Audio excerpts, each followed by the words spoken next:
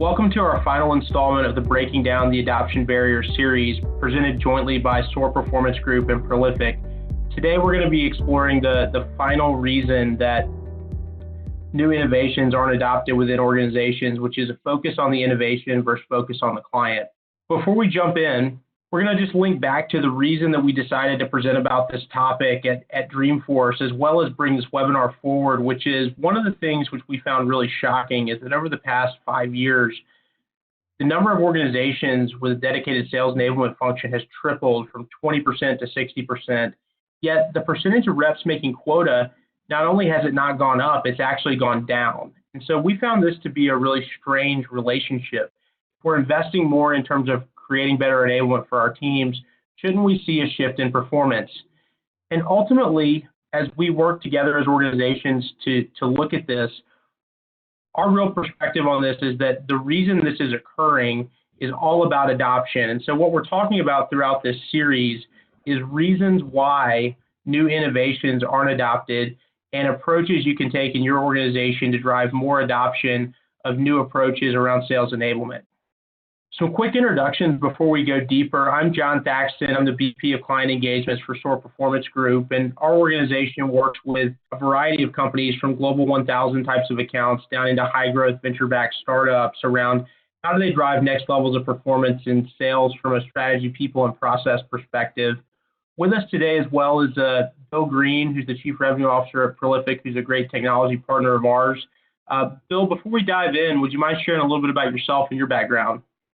Thanks, John. Hi, Bill Green with Prolific, and we are a Salesforce AppExchange product partner, and we are focused on sales enablement. We have a suite of native applications as part of our suite on the AppExchange.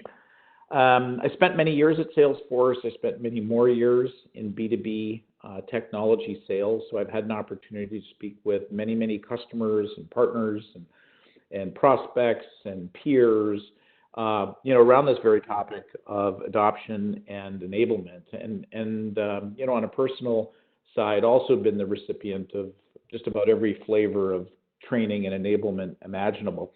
So I feel like I've got some good insights and tips and tricks of how to really extract and unlock value around this. So I look forward to sharing that today. Thanks.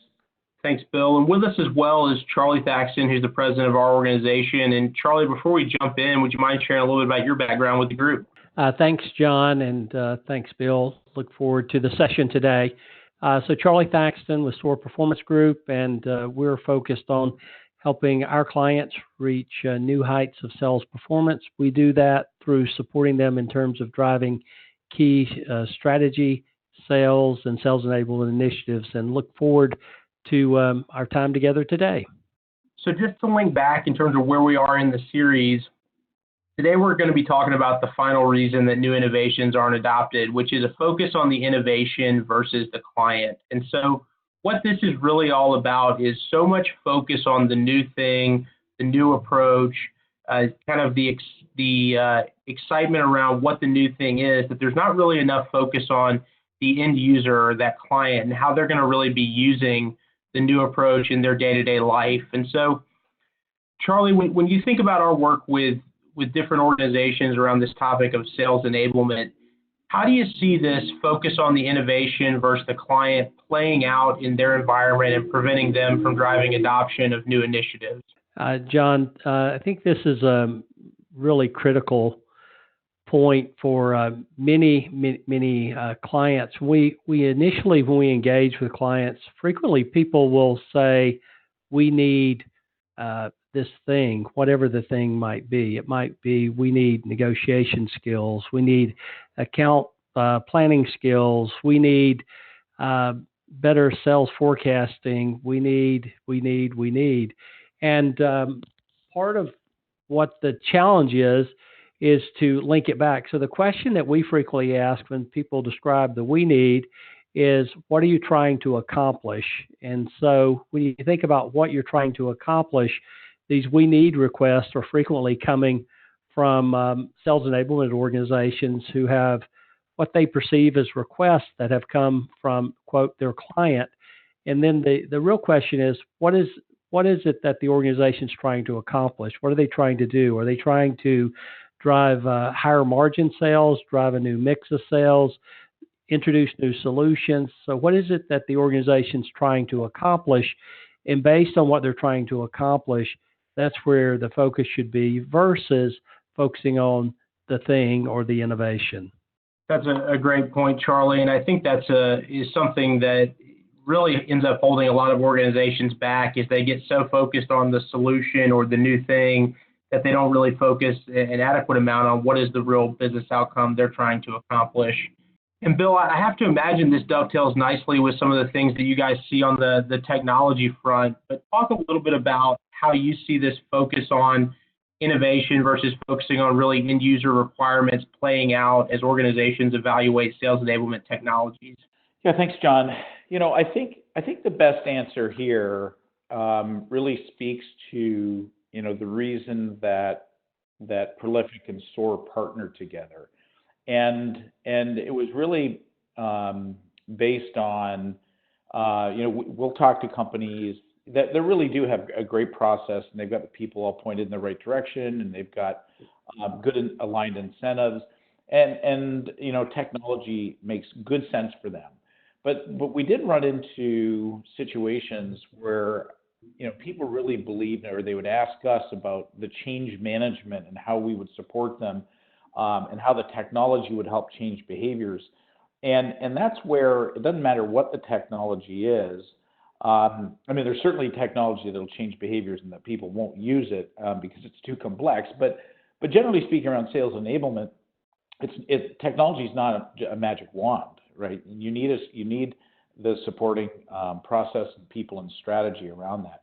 So that's the way I'd answer that particular question, is that it is important to do an assessment of that kind of three-legged stool, to make sure that it's not just about putting more technology in front of the sales and marketing and go-to-market team, but it truly is about supporting the desired outcome of sales enablement and what really ensures maximum adoption.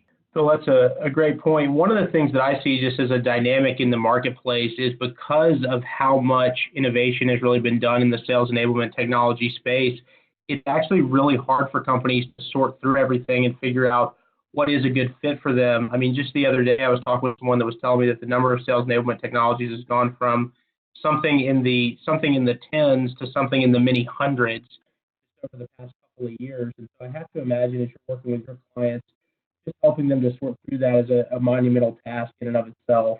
Well, there's no question that there's actually companies that specialize in that. And we talked in an earlier session about companies like G2 Crowd and I think, for those familiar with Nancy Hardeen's work, around vendor neutral in terms of selecting and getting a short list. There are ways to narrow down that incredibly vast marketplace of sales enablement technologies. For sure, yeah, it's actually interesting. I was with somebody last week, and they're not a very big company, but they were telling me that they had more than 30 technologies that just supported the sales organization, which, when you think about getting value out of all that, I'm sure is just a really tangled web and probably hard to point to what is the real ROI. Good. So Charlie, as we transition back and think about organizations that you work with that do a good job on really this focus on the end user and client versus focusing on the new thing or the innovation, what is it that they do differently than others? I would say number one is focus on the business outcome first. So what is it they want to accomplish? And then based on what they want to accomplish, then start to step back and say, based on what we want to accomplish and where we want to go, building a focus on where they want to go and aligning, as we discussed in the prior session, aligning those key opinion leaders around what they want to drive in the organization, and then building the supporting processes and tools to drive the organization in terms of the new approach, in terms of where they want to go. So it sounds like one of the things that they do differently is they do a really good job defining their North Star and then aligning their efforts around that North Star versus a lot of time trying to think about how they implement different things without really a clear objective in place. Well, the thing, John, that I see a lot is there'll be a lot of time spent on where the organization is. So a lot of analytics, and part of it, we have more analytics tools today available than ever in the history of the world. So people spend a huge amount of time focused on current situation, analyzing data, looking at the information, and probably not the appropriate amount of time focused on this, as you described, North Star, where you want to go.